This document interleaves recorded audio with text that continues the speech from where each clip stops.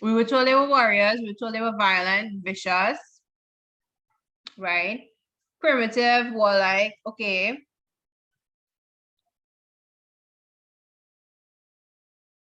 And there's one other word I'm looking for that someone had brought up weeks ago in a chat. What's the number one thing we hear about the Caribs that we don't hear about other indigenous peoples? They had a particular practice that starts with a C. They used to do something to their enemies.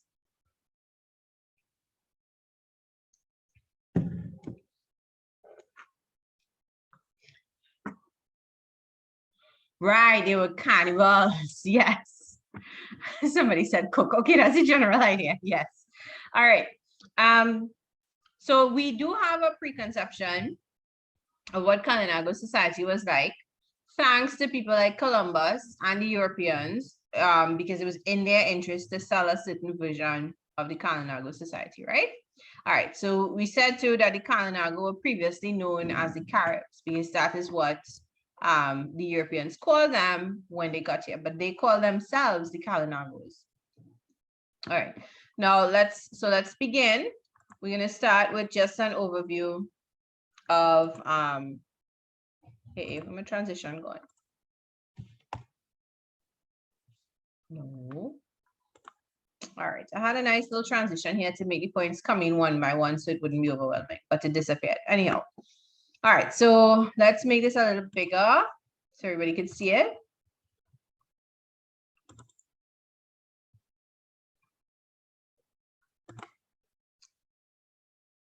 Can we see this okay? Is this big enough?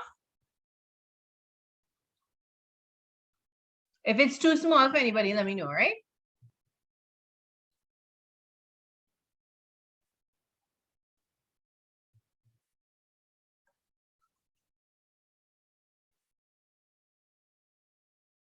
Oh, I have to be in slideshow for transition stuff here. Okay, thank you. Chelsea, you are just the greatest. Thank you. Every time I have a technical question, guys, Chelsea has a very clear and concise answer that is easy for me to follow. Thank you. All right. Well, let me go into slideshows.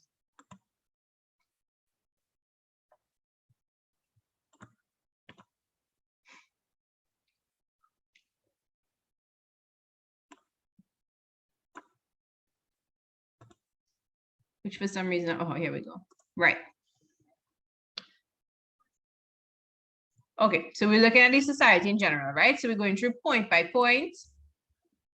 So previously they were called the Carib, right? They did not call themselves the Carib. The Europeans call them that, right? So I'm just gonna add in a few little annotations to the slide as we go, which if you think they're useful, you could copy down, right? But you definitely need the points. You need to know the points, right? So this is by the Europeans. Okay.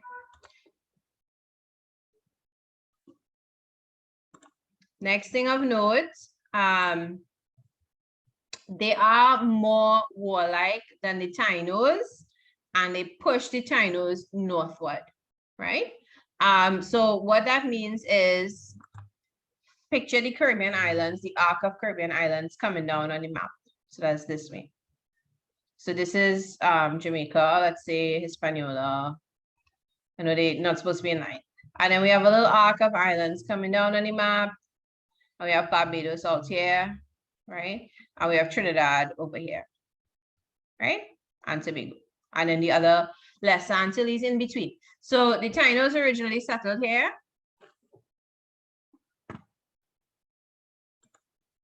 So Tainos,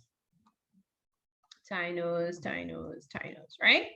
But then the Caribs came from South America. I'm going to clear this map, right? This is just for an illustration. So, sorry, not the Caribs, the Kalinagos. So the Kalinagos are here living in Guyana. And then they move upward and they raid the islands, right? So the Tainos get moved to the north. So Taino society leaves this island because the Kalinagos attack them, right?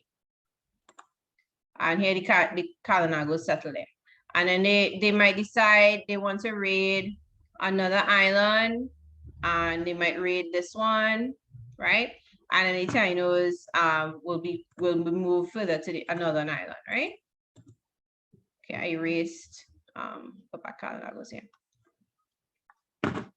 So when we say they push them northward, that's what we mean. They raided the societies, the Taino societies, and the Taino societies moved northwards to get away from them because the Tainos were not fighters, right? Now, note that I've left a Taino in the middle. And the reason is that the Kalinagos, historians think now that the Kalinagos didn't raid all Taino settlements. It's not like they just went out and attacked everybody, like the Romulans in Star Trek when they first entered the franchise, or they were not warlike for the sake of being warlike, right? They would attack people who were in places that they wanted to settle.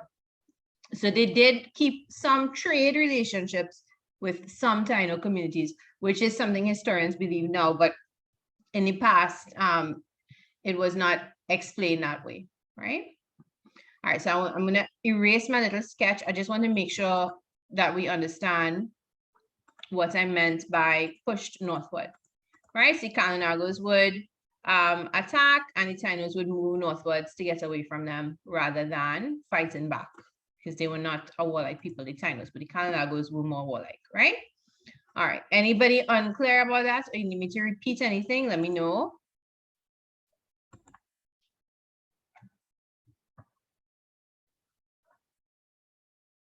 All right, so we know now that the Kalinagos settled in the Lesser Antilles generally. So where are the Lesser Antilles?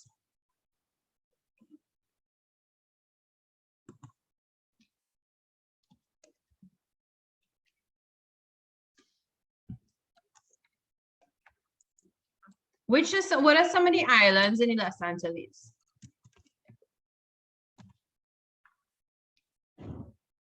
Anybody can say examples, right? Grenada.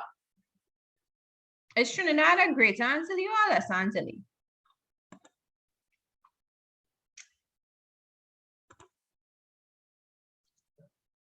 Okay, so we could put here Grenada,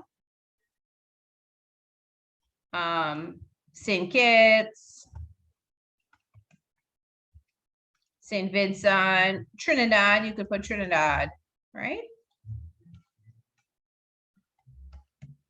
Okay, now somebody said Haiti, not Haiti, because Haiti is shares an island with Dominica, and it's a little bit bigger, right? So I'm not going to say Haiti for that one. Oh, let's write Dominica though, because in Dominica, there are still, what did I say? Haiti shares an island with? I meant to say the Dominican Republic. I hope I didn't say Dominica, right? Haiti and the Dominican Republic share an island, which is called Hispaniola.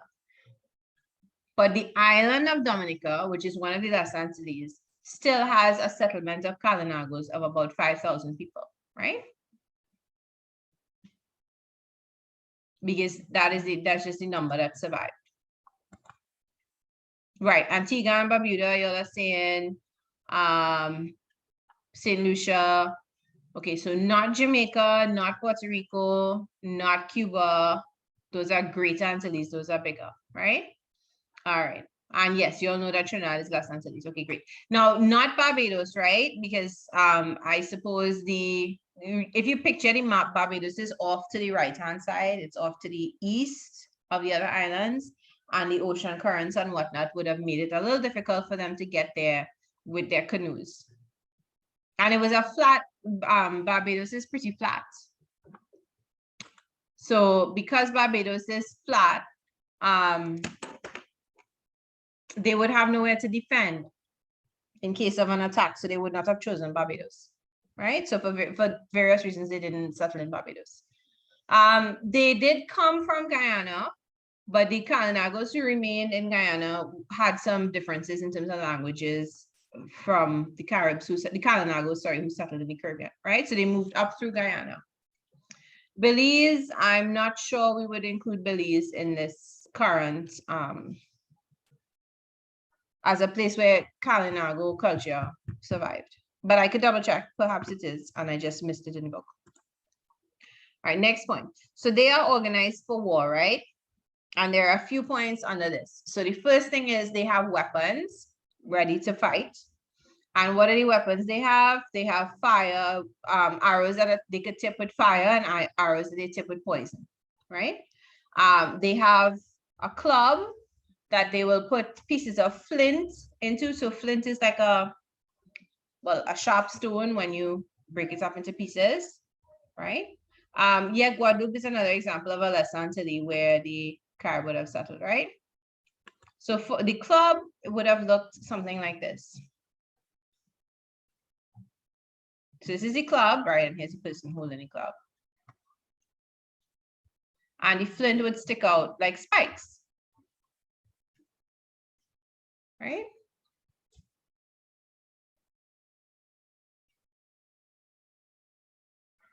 The club is called a butu.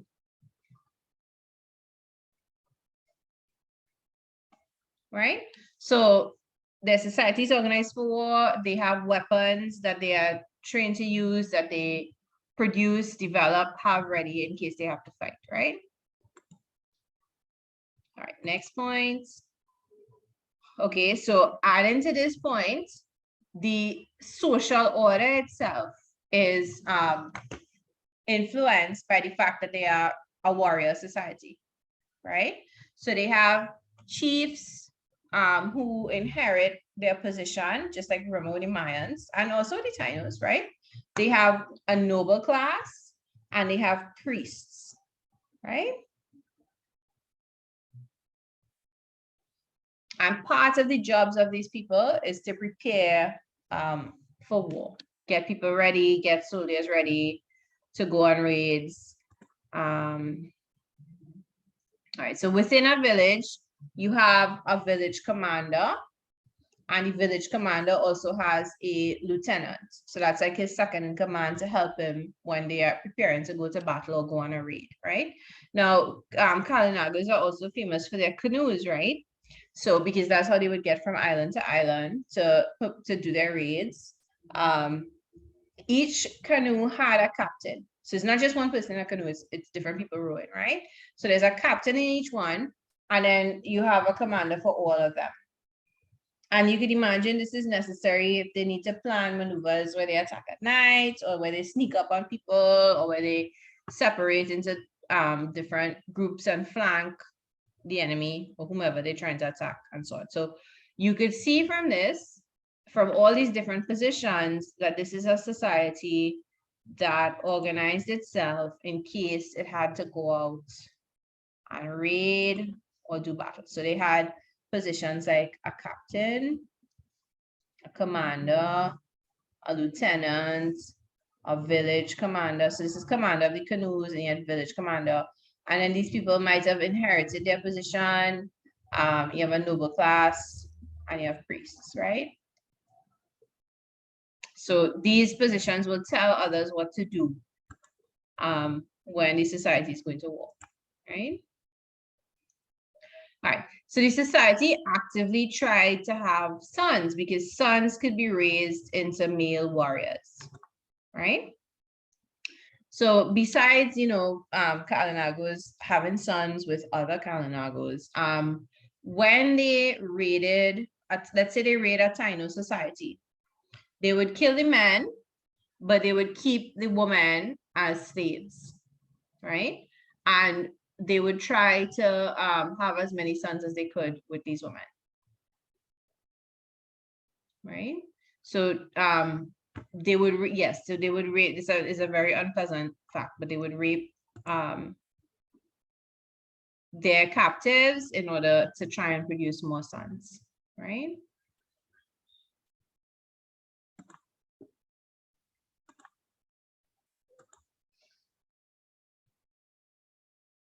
Okay, so often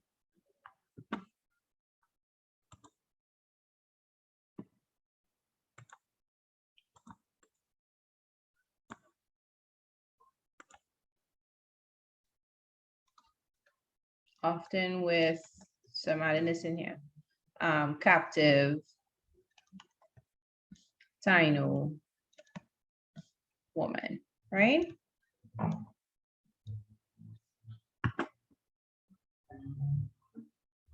All right, any questions so far? Please feel free to put them in the chat. All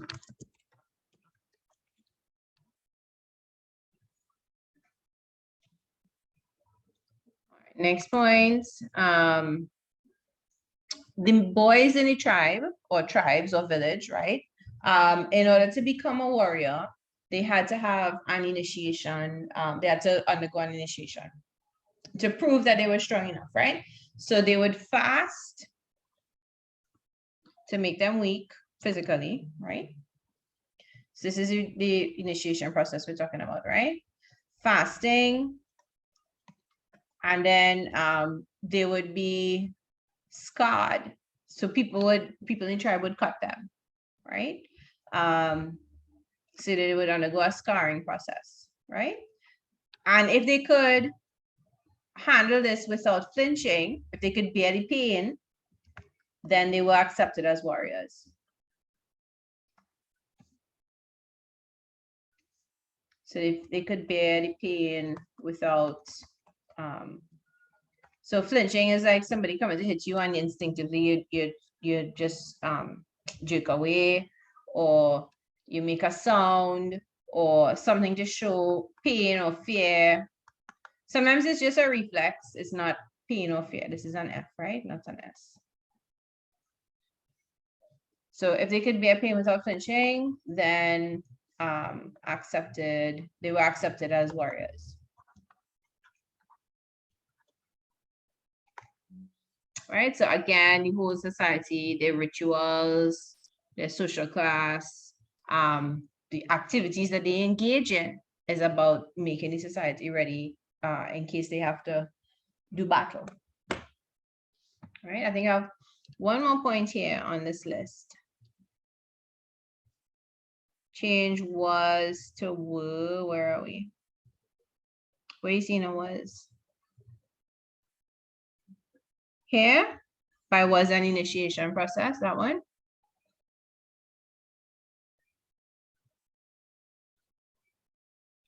The entire society, was on, well, okay, so as an English teacher, I have to say that this should really be was, the entire society. I'm thinking of it as one entity. But you're not wrong, there are times when there are some words that there is a time when society could be were. If you're thinking of society as all the members within it. Actually, I guess were could work here, because I'm thinking of all the different members, chiefs, nobles, priests. Were could work here. See, you're not wrong, Dominic. This could be the entire society were, because what happens after it? I'm pointing out all the different members. So I'm trying to say all the different members in society. So side note to English, there's a group of like 10 words in English that sometimes take up. So for instance, family, we used to as taking a singular verb, the family is or the family was. But if you're trying to emphasize the different people in the family doing different things, you might say the family would. All right, back to history. So I'm leaving it as was, but it could be would, and that wouldn't be wrong in this instance. Okay, so I think I have one more point on this slide. Yes. So the men decorated their bodies more than the Taino did. So this is a cultural practice, right? Leaders and warriors, they would wear gold and copper around their necks in the shape of crescents, right? So a crescent is like a moon, like a first quarter moon. Right? All right, so I'm giving us a few minutes to finish notes from the slide, and then we will continue. So this is just kind of an overview of some important points about the society, right? And then we're gonna isolate. So we look at economics, look at arts and crafts, look at religion.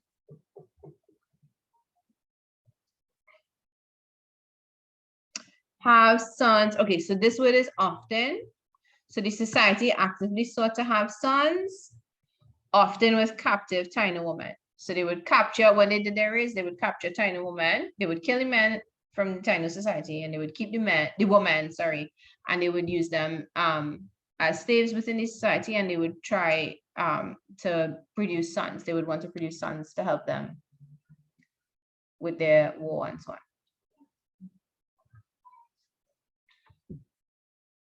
on. Did the woman wear gold?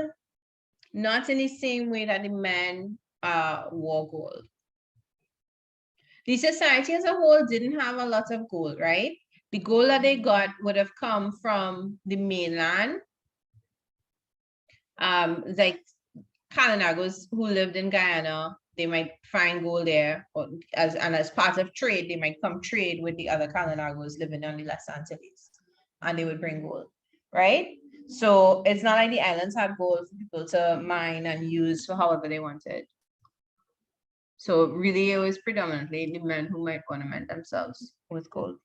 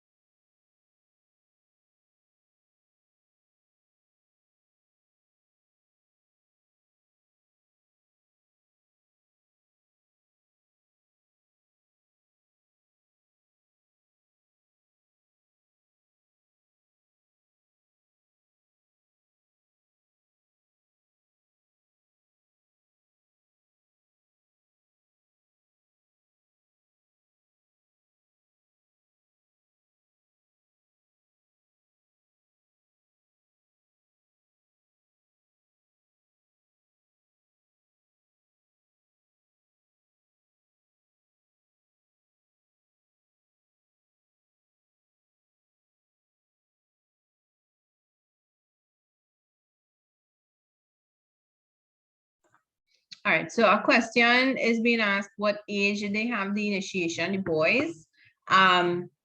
That's not 100% clear, but let's say like by the time they were teenagers, early teens to mid-teens, because this initiation is to say that they're ready to hunt and they're ready to become a warrior, right? So it would have happened younger than we would currently consider people. Boys is becoming men. So let's say teenagers also, right?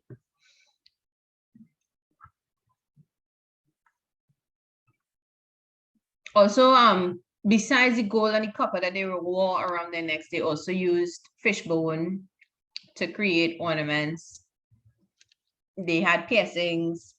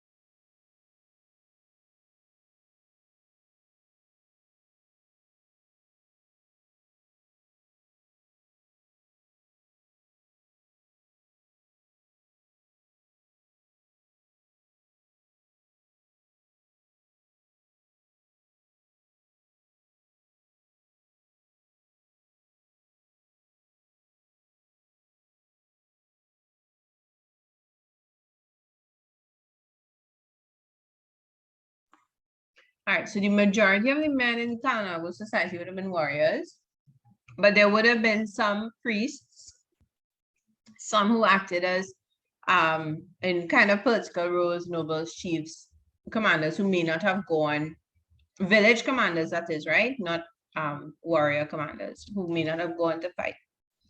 But the majority of them were warriors. and would have wanted to be warriors because that was seen as a prestigious role. Okay, guys, so some people have indicated that they're done. Anybody still writing?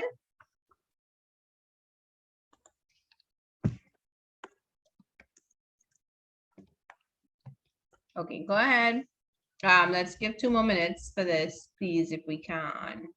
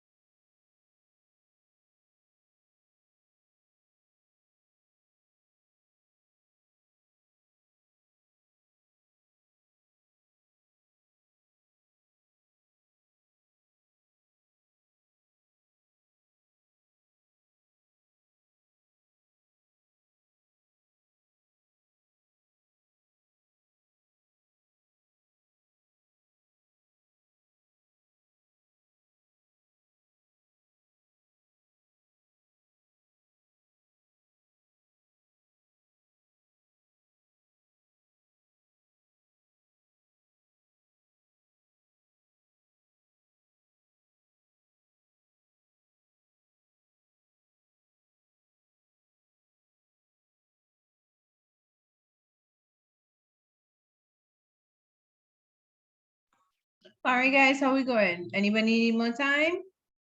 We got 4 minutes there instead of 2. Can we move on?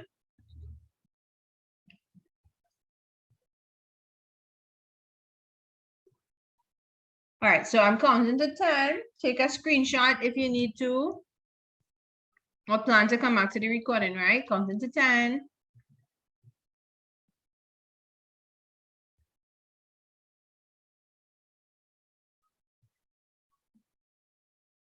All right. So we are going to the next slide, right? So I'm clearing this because you took a screenshot. I'm going. Okay, so we're talking. All right, so now I need to come out of slideshow mode because we have to actually write some things into the presentation ourselves. Okay, so their way of life. What did they do on a daily basis?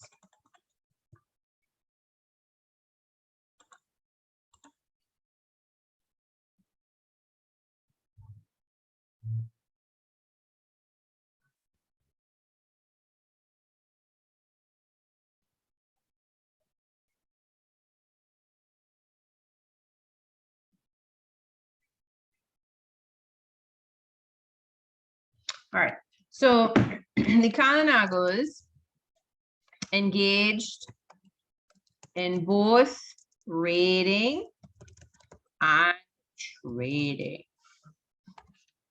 That does not, I didn't mean for that to rhyme on purpose. Let's make this font a little bigger since we're typing in.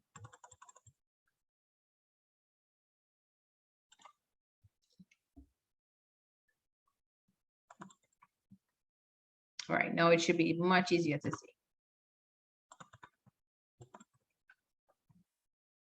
Right? So what this means is in their canoes, they would raid settlements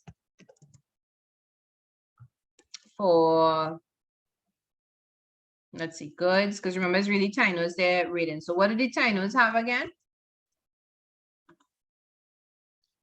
Yeah, they also fished, they also cooked, they hunted, yeah, right. Right? What do the Taínos have that they might want?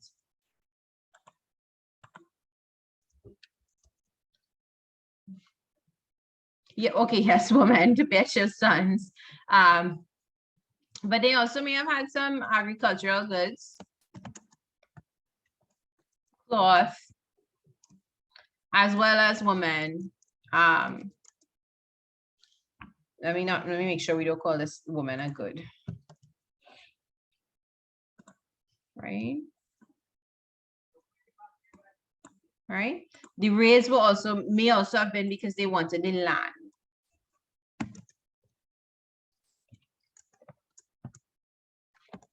All right, so to secure territory to settle, right?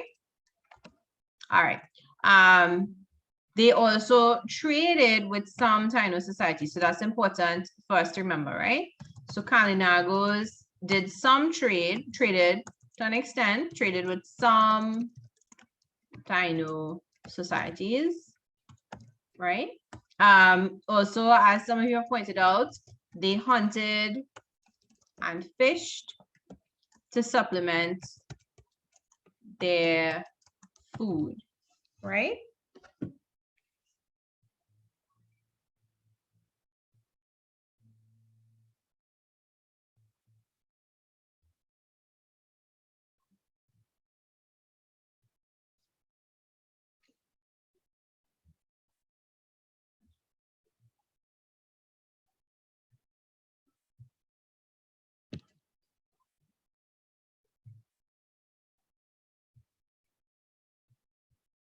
Yes, they are really well known for their canoes, right? So we'll get to that, I think, on the next slide, not next slide, oh Lord, next slide, right?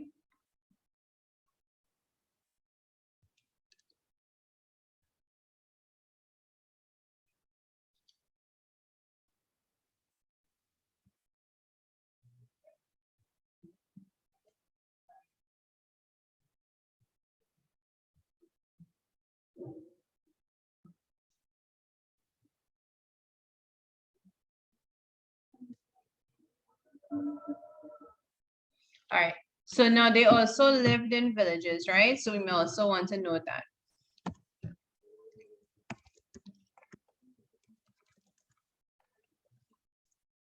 Right, and they generally chose areas to settle that could be defended. So usually high ground or rocky rugged kind of places that would be hard for people to sneak up on them.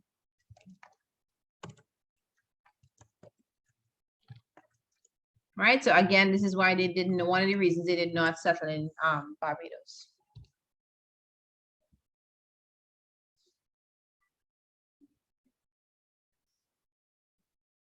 All right, so 2 minutes again. There are 2 more slides we want to get through before we go on break, but the other 2 are shorter, right? So I'm given 2 minutes, and then I'll check back to see if we need more time.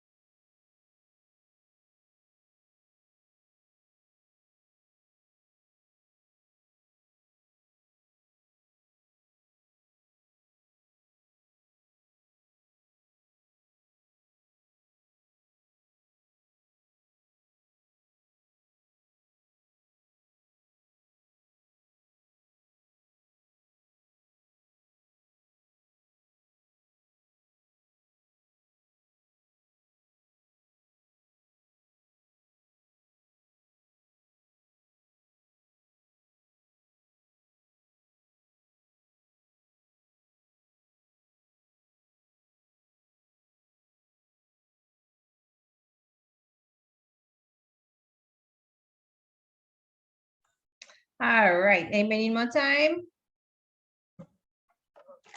This slide was shorter, right? Okay, so I'm gonna count to 10.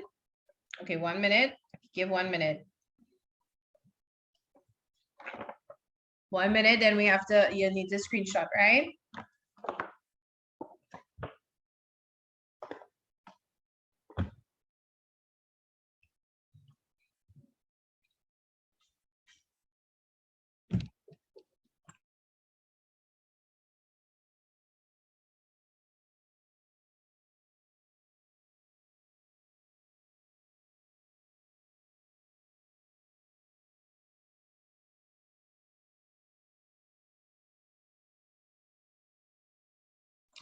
Oh, I didn't address the cannibalism thing. So if they did engage in cannibalism, it was like a ritualistic kind of cannibalism, right? It's not that they roasted their captives and ate them. It might be that they may have eaten a portion. It might be that they may have symbolically eaten a portion. It may of the person. It may be that they consumed, well, the records don't say blood in the same way that they do for Mayans, but the records are not good because they weren't written down, they're oral, right? And the accounts are made by people who are invested in making the Kalinagos look bad, which are the Europeans, right? Because they want to claim their territory and they want to use the Kalinagos as slaves. So, and people that they could convert. So it's in their best interest to say, you know, these people are savages. They eat others, right? So it is unlikely that they roasted the Canoes and ate them. It is possible they engaged in some ritualistic cannibalism, but it's unlikely that they ate people in the way that the Spaniards claimed they did, right? The Europeans claimed they did. Okay, so that was a minute plus. So I'm counting to 10.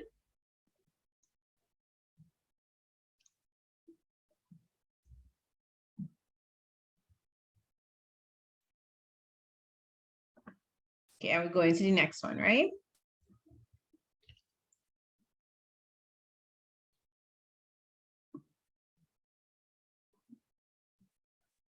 All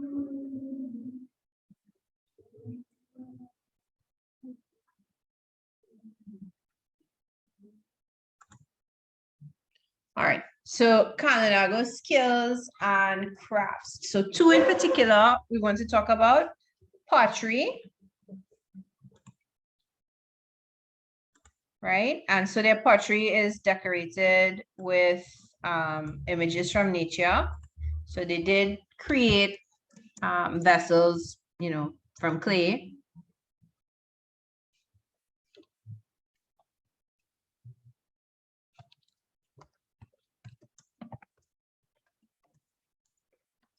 They had hammocks, they used hammocks, right?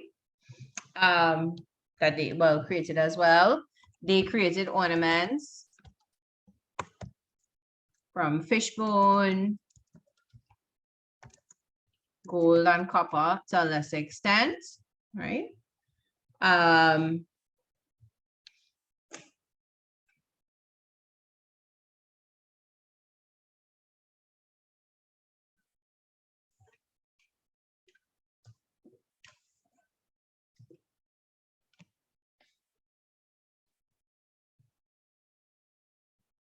So decorative images from nature, and by the pottery, I also want to write colorful. Right? In general, their pottery is believed to be better than the Canoes.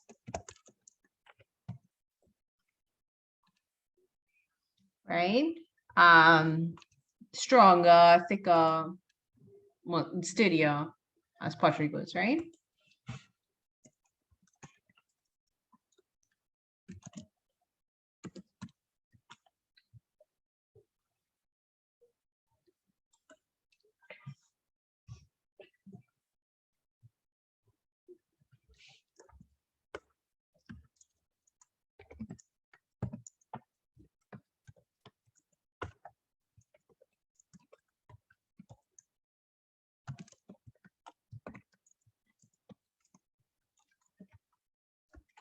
All right. Sea craft now. So as you all were saying, they have their canoes are renowned, right? So they constructed canoes and other vessels, such as rafts, right? Their canoes were light and easy to maneuver. So light yet sturdy, but easy to maneuver.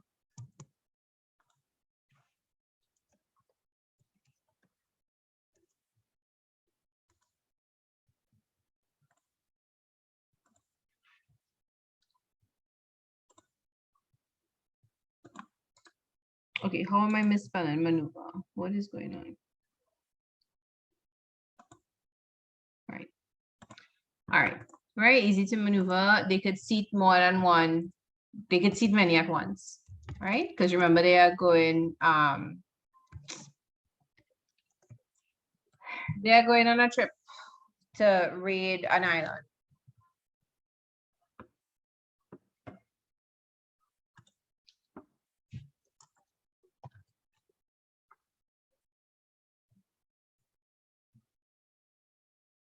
Okay.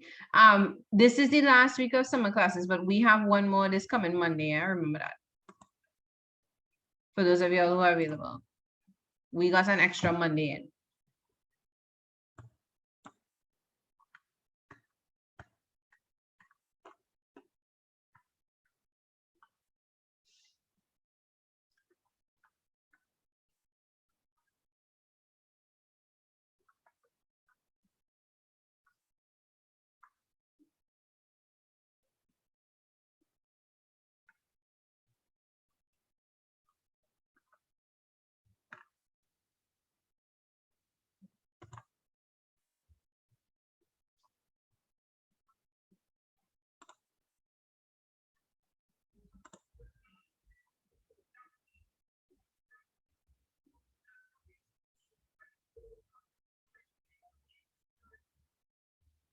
No, we also mentioned, okay, by ornaments from fishbone, gold, copper. Okay, so they also had equipment for fishing.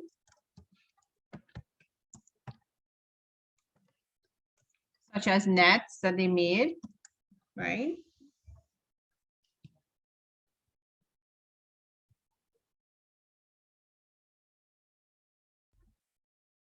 Hooks, arrows,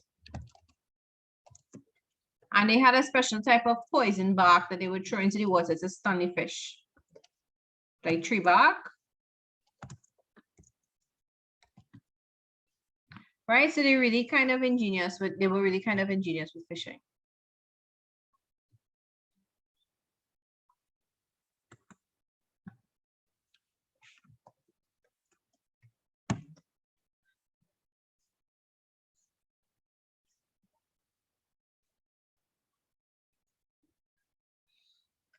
All right, so some of y'all have done this topic in school before. Are we leaving anything else here?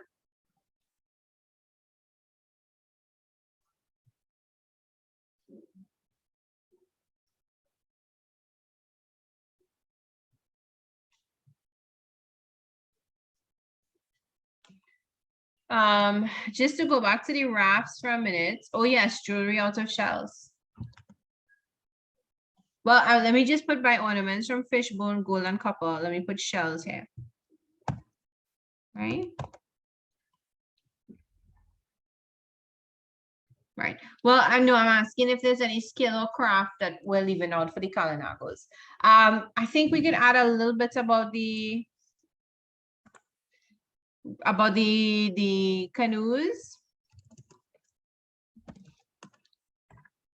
Right, so the canoes tended to be wide at the front and but narrow otherwise.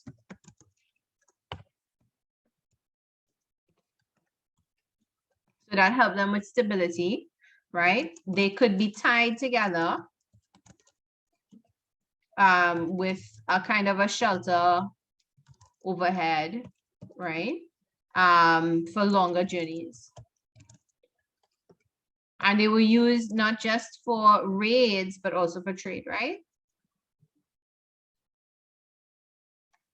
No, it's not arrows made of poison bark. The arrows could have been poison tipped, right? But it's arrows, comma, and then they had this poison bark that they would throw into the water and it would stun the fish, like poison tree bark.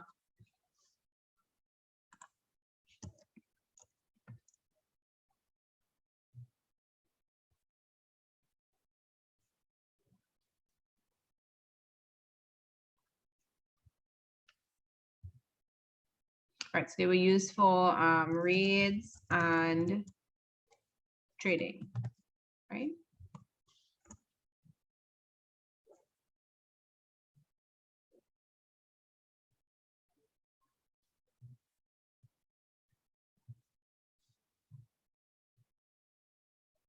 One more thing about the cannibalism, which we are talking about. Remember that there are descendants of Kalinagos alive still in the Caribbean, right? Remember, what island did I say they were living in? That there was a larger settlement in? Y'all remember?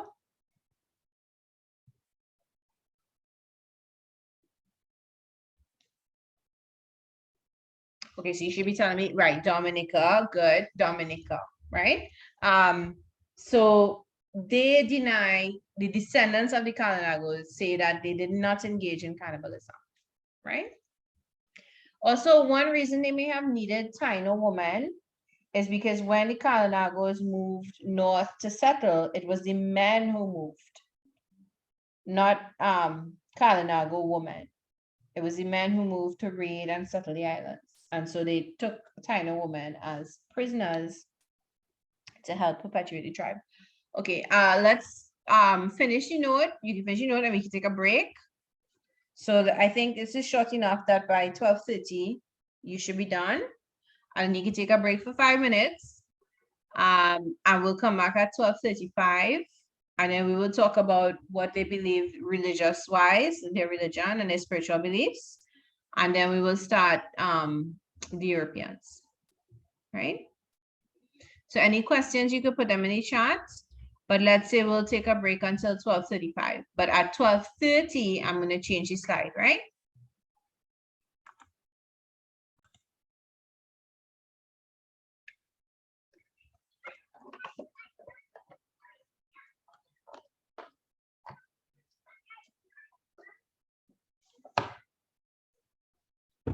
So based on European accounts, they talked about Kalinagos torturing prisoners and then consuming them as part of a ritual and part of a ceremony, right?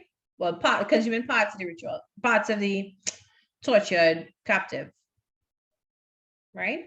But we have to keep in mind that the Europeans who are writing these accounts are out to justify their taking away of people's land and people's lives to enrich themselves.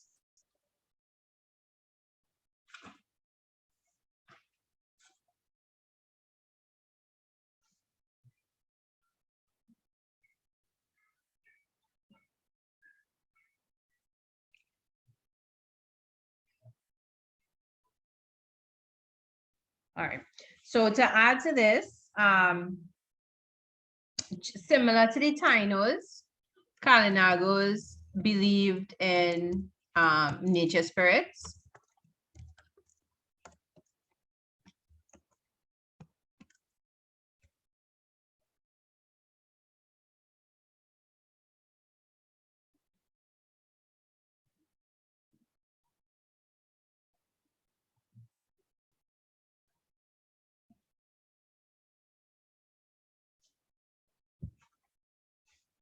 I have extra in here, sorry. Right? So they worship nature spirits and ancestors as well, right?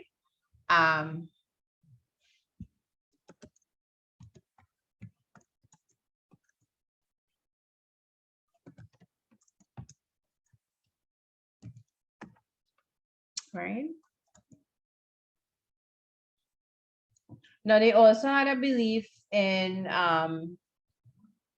an evil spirit called the Maboya, who had to be satisfied. Right.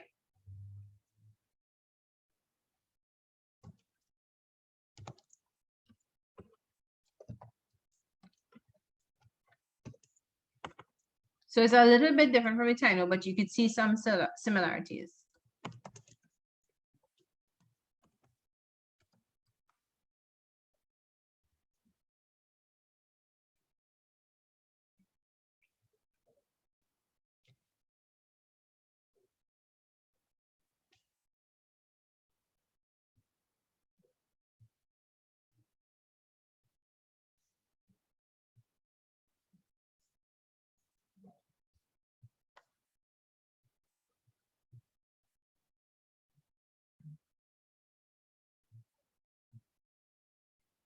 All right.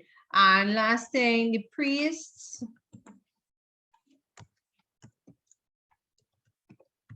had jobs to heal the sick with herbs and medicine, right? That's their main job.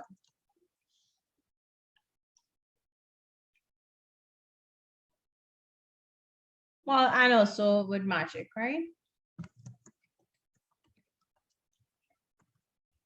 So I'm going to put this in quotation marks.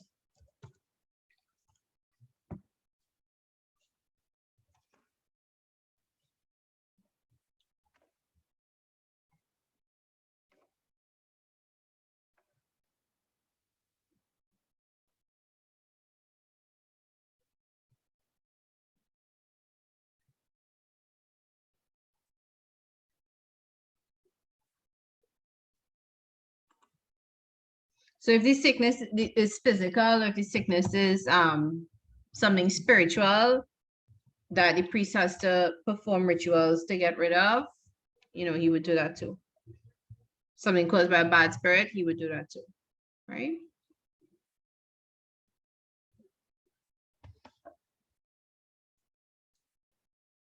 Their language and culture actually ends up being influenced by Taínos. Why would that be? If they're so warlike and they're chasing the Taínos everywhere, how come the Kalinagos might end up speaking Arawakan, and how come they might end up with similar beliefs to the Taínos?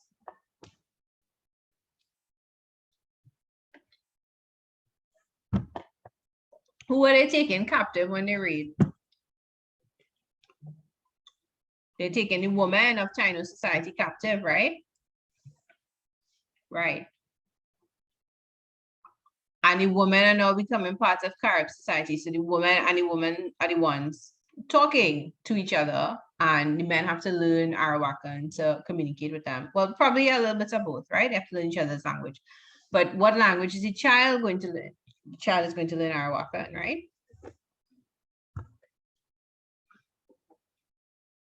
So we can see a lot of similarities in beliefs, and that is possibly because it's Taino women who make up a large part of Kananago culture.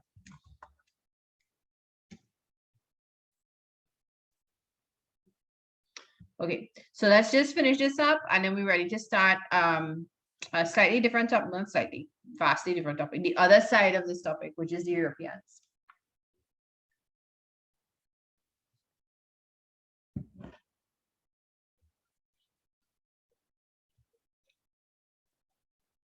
All right, so I'm just muting myself, giving us some minutes or two.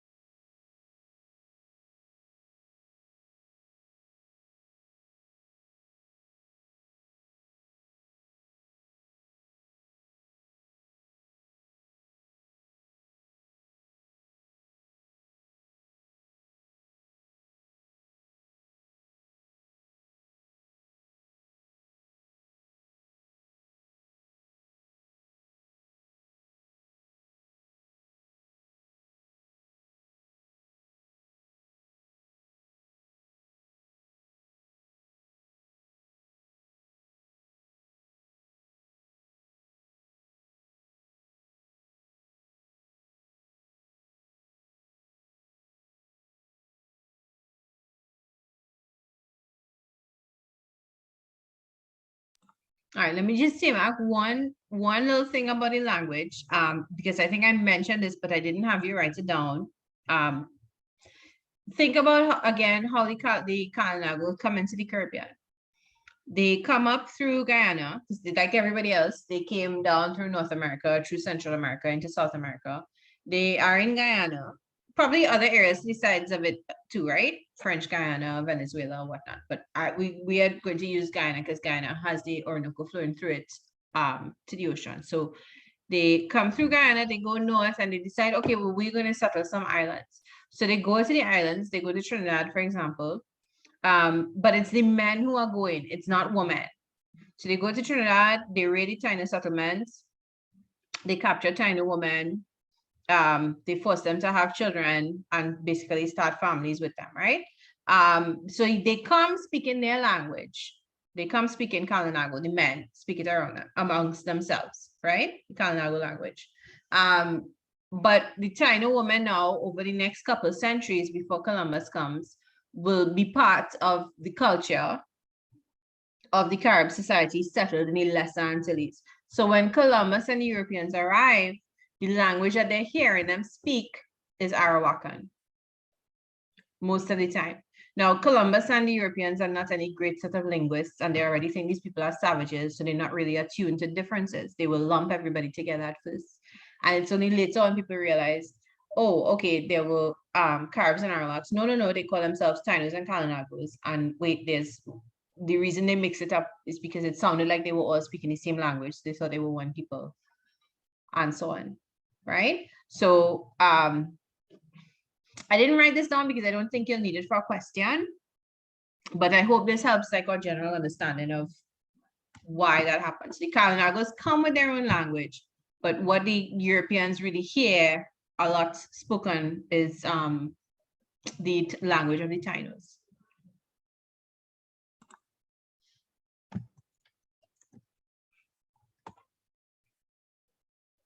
It's like how most Trinidadians, they know how to speak standard English. You all too, right? If you go into a government office or you're among strangers, you're speaking to your teacher, you switch to standard English. But when you're amongst your friends, and if a foreigner happens to be walking on the street and they overhear you talking on the phone, they are not going to hear standard English. They will hear our dialect, right? What we call our dialect. And they may assume, oh, these people speak something that is not quite English in the way that we know it, because that's just what they hear. but it's not the only thing that exists, right? Okay, so I want to move to the Europeans. So here we are, this is Europe. And before we get into Europe, I want to look for an image to show you all, right? Now, when we think of a map of the world, we think of any of these. Let's say this one, right?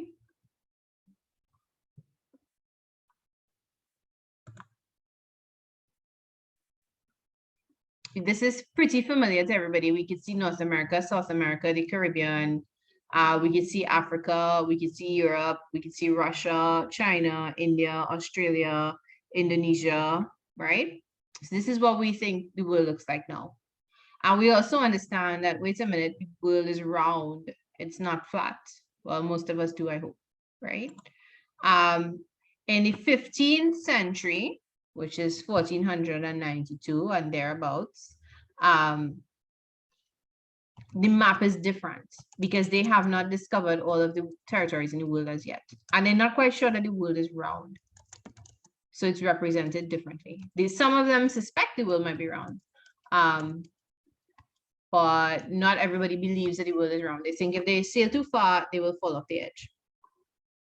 So let's see, let's take this one here. All right, so this is, what can we make out here? We know this is Europe up here, right? But in their heads, this is what the rest of the world looks like. So this is Africa in their heads, right? Not quite the way we see it. This is, well, where is Australia? Somewhere over here supposed to be, maybe. And this is what they would term the East. China would be over here somewhere. Indonesia would be over here to the right somewhere, right? And that is where they are trying to get to. Now, they have no idea that North and South America exists on the left as yet, right?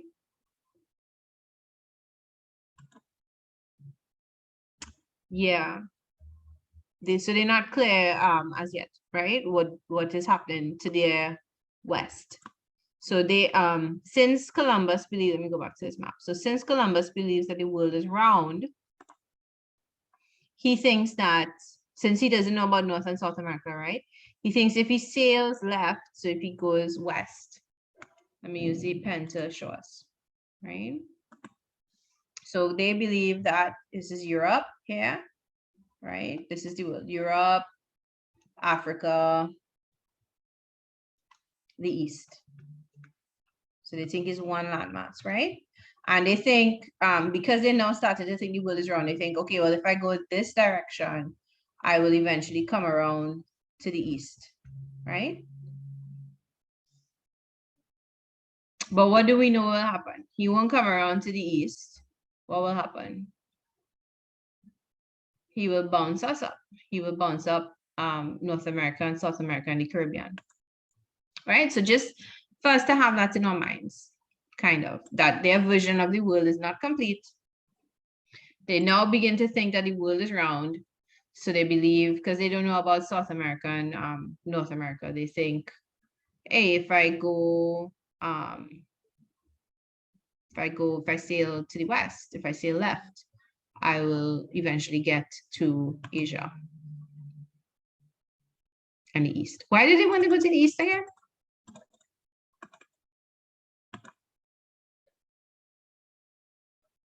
What did the east have that they wanted? Spices, riches, yes.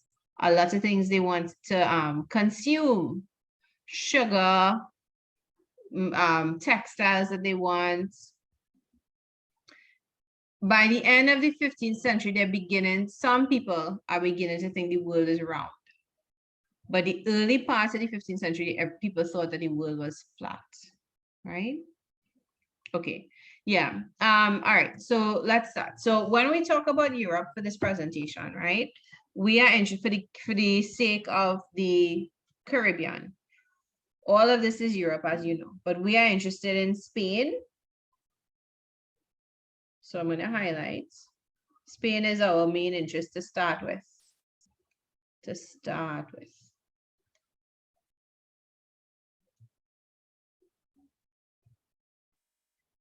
Right, so we are interested in Spain here. We are interested in later on we'll be interested in France. We'll be interested in England, which is this island, these islands here.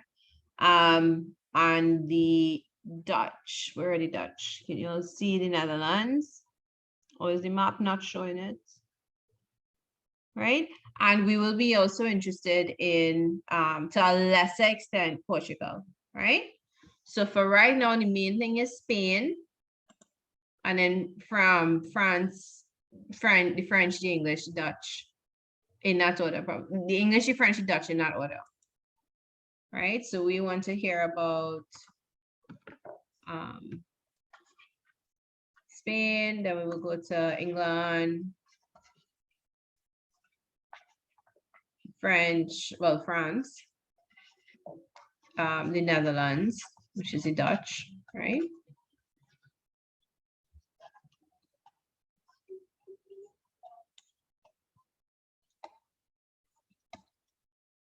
And to a much lesser degree, we're going to talk about Portugal. We just have to talk about Portugal a little bit to understand Spain, right? So let's just make sure we know those are the territories when we say Europe that we are talking about, right? All right. And next thing, when I say 15th century, what do I mean? What does a teacher mean when they say 15th century? What years is that?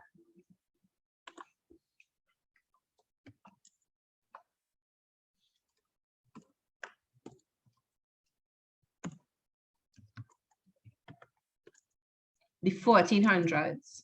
Right, good. Right? So let's make sure we understand this thing where we say century. We should be done, someone's asking, right? We should be done in about 23 minutes. By 20 past, we should be done, right? So if I say, what century are we in now?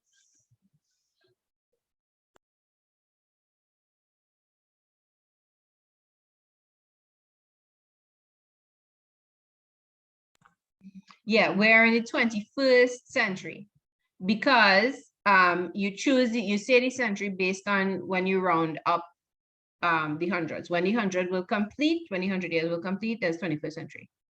So I guess the last century was the 2000s. And then prior to that, it was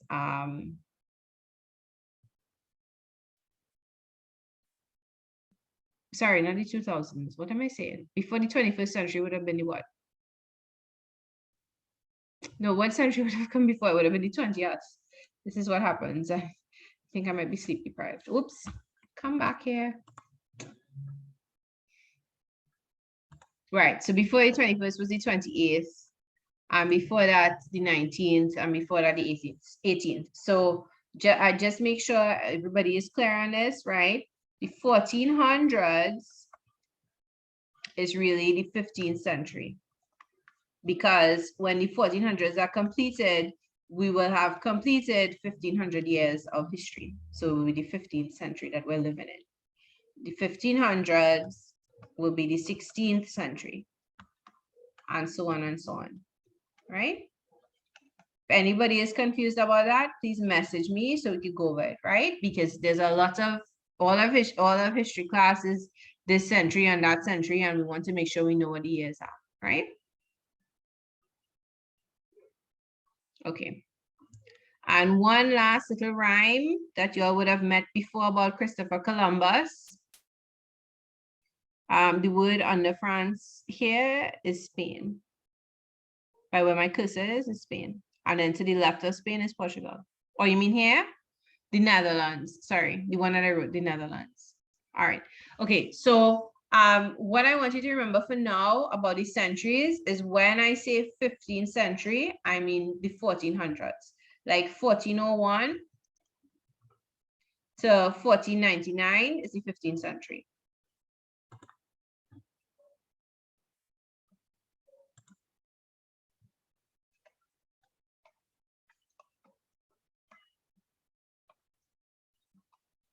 Because we are going to say Columbus came to the Caribbean in the 15th century, right?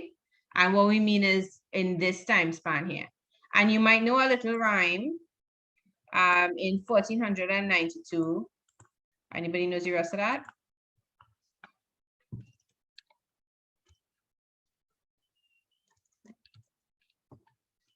I'm typing it in the chat. Right, Alia knows it. Columbus sailed the ocean blue. And this is really an American rhyme that they teach to American children, but it works for people in Trinidad because Columbus came here too in 1492, right? So when he comes in the 15th century, it's 1492. I wrote it out like that because you have to say 1400 to get it to rhyme, but really it means in 1492. But 1492, Columbus sailed the ocean blue.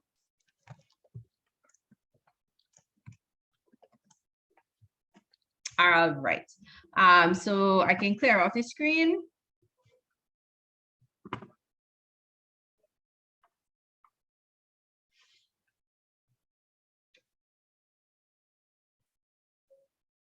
And we can start, right? Okay, so first thing, what is going on, map? Well, we looked at this map above, right? Over here by the purple is France. To the south of that is Spain. To the west of that, the left over here is Portugal. Up here is England. So just to make sure those are the main players that we're looking at, right? Okay. Why did Europe decide now was the time to explore and settle the Caribbean up to the end of the 17th century? So that is really up to 1699 we're talking about, right? So we're looking at up until about this time, 1699, right? So we started from 15th century, go up to there. And these are our general reasons. And there are some more that we will add after, but these are the general ones. So I'm just going to talk and then we will go through one by one, right? We wouldn't get through all today because there are a lot and we want to make sure we understand it and it sticks, right? All right. So the first two have to do with the conditions for sailing.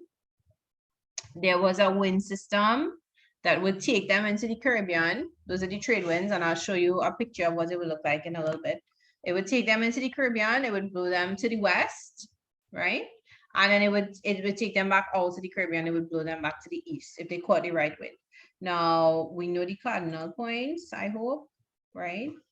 So I'm just gonna draw them here. You know north is up. We know south, and then west is here on the left, and then here is east on the right, right? And if you're having trouble remembering which is west and east, remember that when you put them, it spells we. Do you have to write it down? You don't have to. If you're a fast writer, you could write it down. You should take down the question though. What factors motivated you? And we are in the next slide, for instance, we go into wind systems, and the one after that, we go into ocean currents. So take down the question to start with, right? Right. So as I was saying, one of the main reasons they were able to come to the Caribbean is because they discovered the wind system that would take them there. Now, if we are in a boat nowadays, and we need to go from one point to the next, what are we using to get there? What we put in the boat? What are we doing with the boat? What does the boat have that will make it move? It has a motor, right? And before the motor, they probably had coal.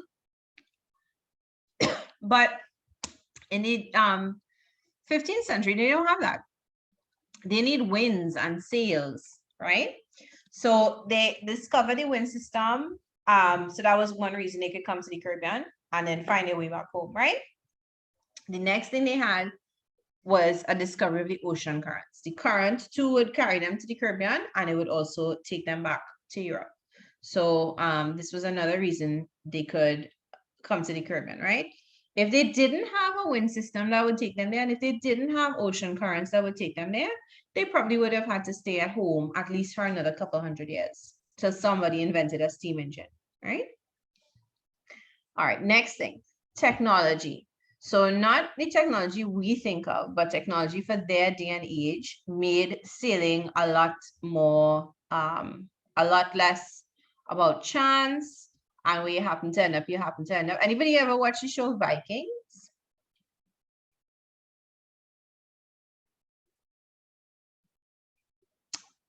What? All these no's, one yes?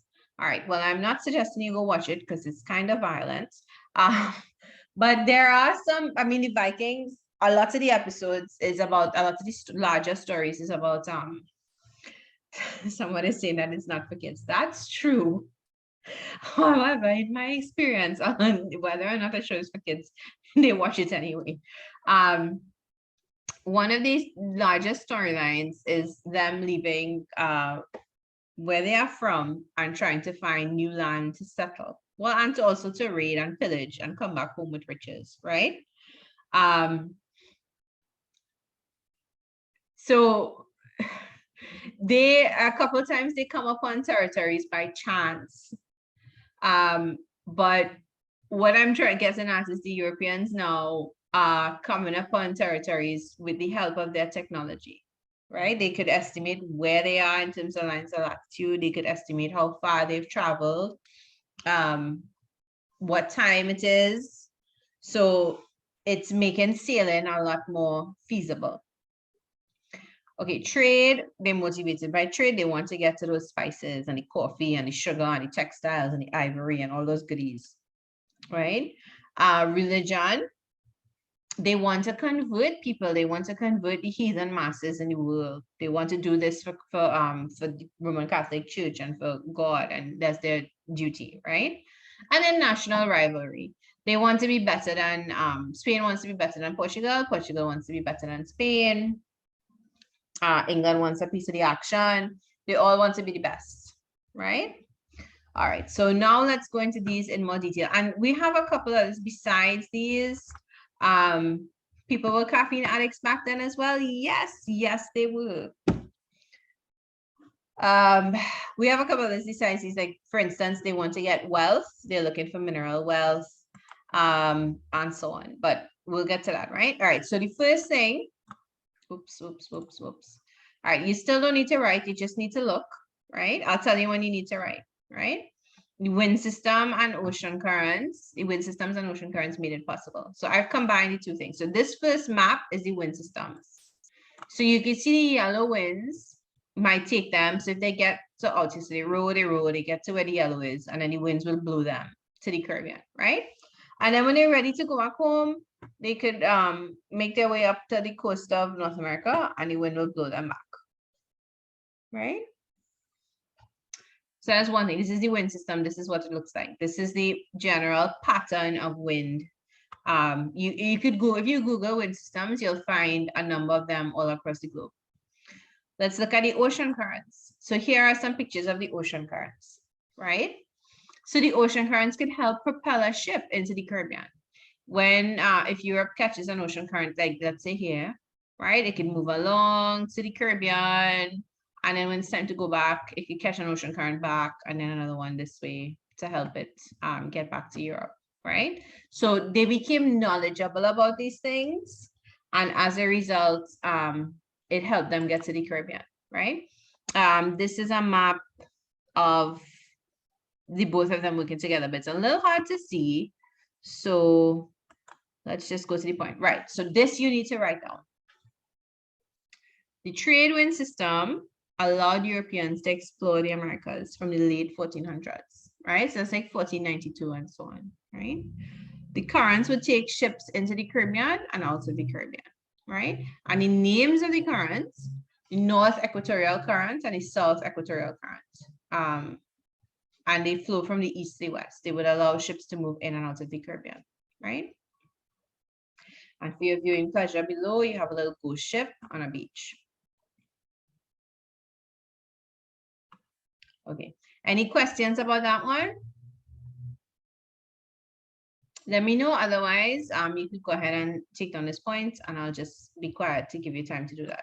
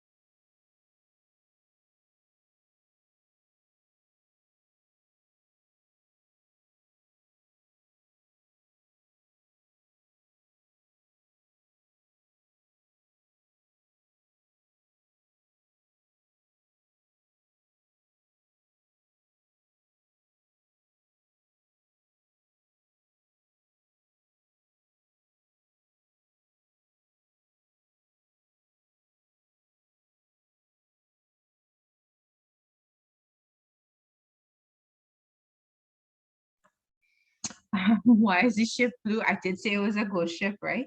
No, it's just the picture that I found. It's not, it's just like a skeleton of a ship. It's not, oopsie, sorry guys. It's not the actual ship. It has the outline, the shape.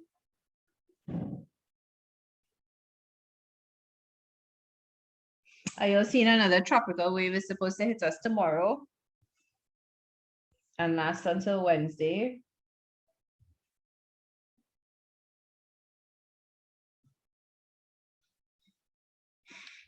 Yeah, but you know, these things, because we're so tiny, sometimes the wave will shift a little bit and we will get spared. So let's hope that happens.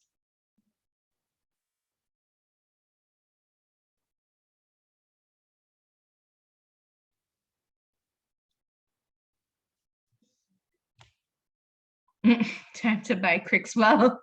Hopefully it will just be some rain. It won't be too bad. It says, who is this update from? This update is from TT Weather Center. And I feel like they are a little bit dramatic. No, wait, this is Luke TT. All right, never mind. They're less dramatic. Were there any tornadoes in Trinidad? Well, it really depends on who you ask. I think small ones. Kelsey, if you take a class with Sue, just saying, if you take a class with Sue, right? At some point when you'll have a break, like he giving you a couple of minutes to write on something or during the break, you should ask him that question and see what happens.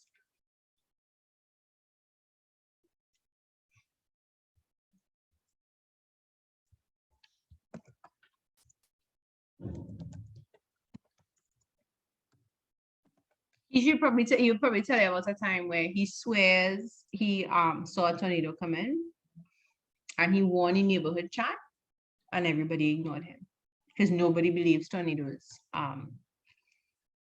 exist in Trinidad. I think it was a small one. It's probably a small one. But now and then you see them on the news. Haven't you all seen on the news a tornado hit this place or that place and the roof blew off?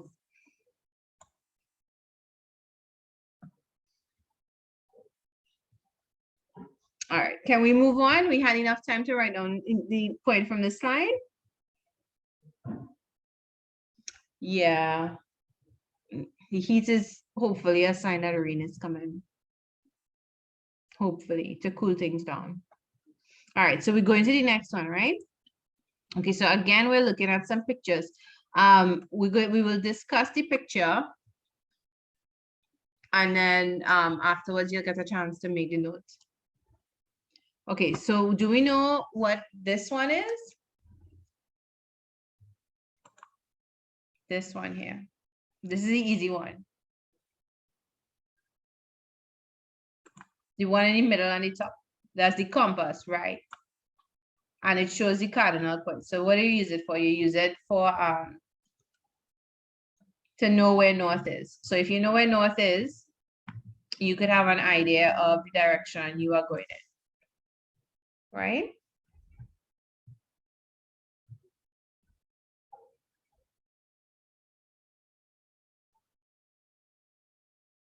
All right, what about the others? Any others that you all recognize?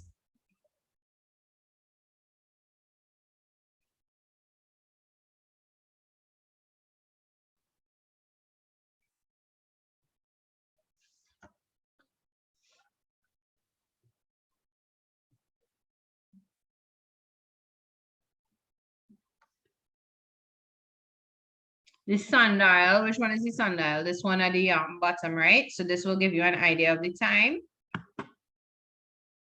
right? Okay, this one over here is a quadrant, which you could figure out because it's a quarter of a circle, right? And this one, I believe this is a sextant, or am I saying that correctly?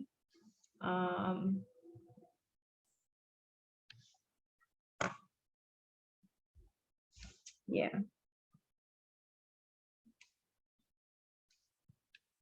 Yes, sextant, right? And it uses the angle of the sun to calculate what line of latitude and longitude you're on. All right, so let's go to the list of these and the description. Did I put in a description? No, I don't think I put in a description, but that's okay. Okay, so the big point is Europeans now had access to technology that meant that they had improved navigation, right? So I'll put the meanings in here. Well, not the meanings, but what they were used for in here. And if you want to, you could copy them down if you are a fast enough writer. Well, actually, I think this is the last slide we'll go through. So you could take your time and do it if you want, right? So the compass is to find north, right? On the ship. The sextant is used, so you'll check the angle of the sun and you will do some calculations and then you'll figure out the line of latitude and longitude. Have I ever seen one?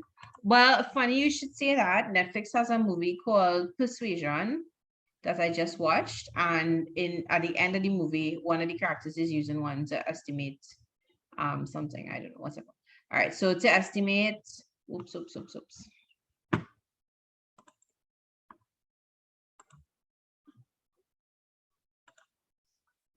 Right, to estimate latitude and longitude. Now, why do you need to know your latitude and longitude if you're on a ship?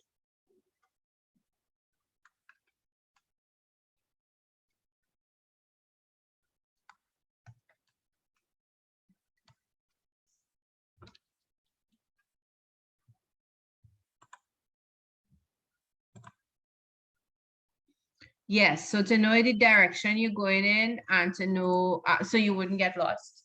So you know where you are.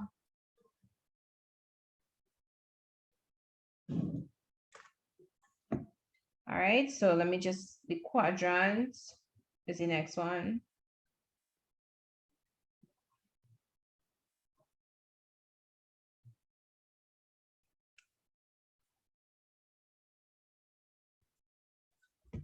Okay, and so this is, so the sextant makes use of the sun.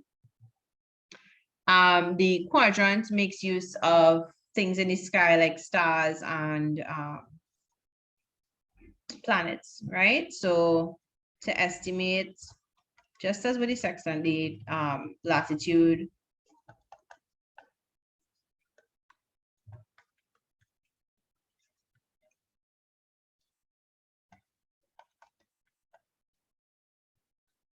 now I'm saying celestial bodies. You all will remember we met that when we did the Mayans. And that is a fancy way of saying moon, planets, stars, things that are in the sky. Right? So at night, you can't see the sun. So you can't use the sextant to estimate things. Right? Okay, and then what we saw, the last one was sundial and cross staff.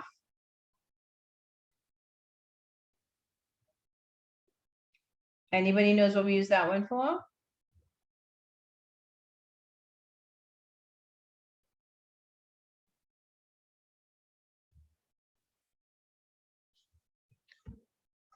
When if you might notice in the picture, when the sun falls on the piece that is standing up, it creates a shadow. So that helps them to tell, okay, I think somebody put it here. Yeah, the time using the sun. Yes. Right. Right. So the last, these two go together. Sundial and cross staff.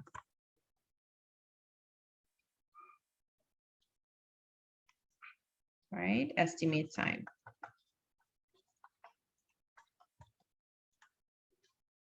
Now I didn't put a picture of an astrolabe, but it looks similar to the first, what was in the first picture. And again, this is also used to find latitude. And this is something that they got from Muslim traders, the Arab world, right? Because they used it.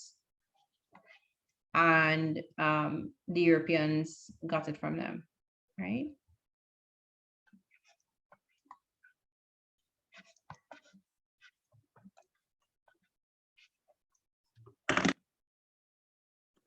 Okay, so the first point you have on the slide is that do they still use it to this day? Yeah.